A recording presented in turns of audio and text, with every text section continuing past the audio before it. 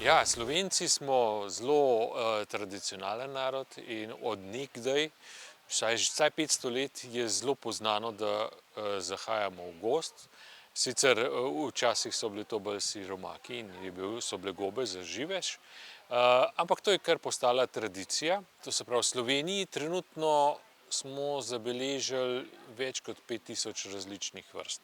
Točna številka se ne ve, ampak definitivno 50 vrst na leto odkrijemo novih za Slovenijo. To se pravi, v Sloveniji letno naberemo nekaj ton gob, seveda posameznik pa nabere povprečen, tiskati več v gozdu, nekje 20 kilogramov ima dosti za celo leto.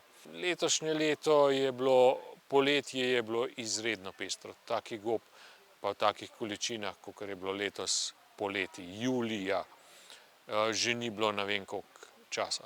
Ampak to mogoče pusti svoje posledice. Potem je sledila suša, ki še kar traja, in gob tipično v septembru, kad jih bi moglo biti praktično največ, je trenutno 1% tiste količine, kad je bila v juliju.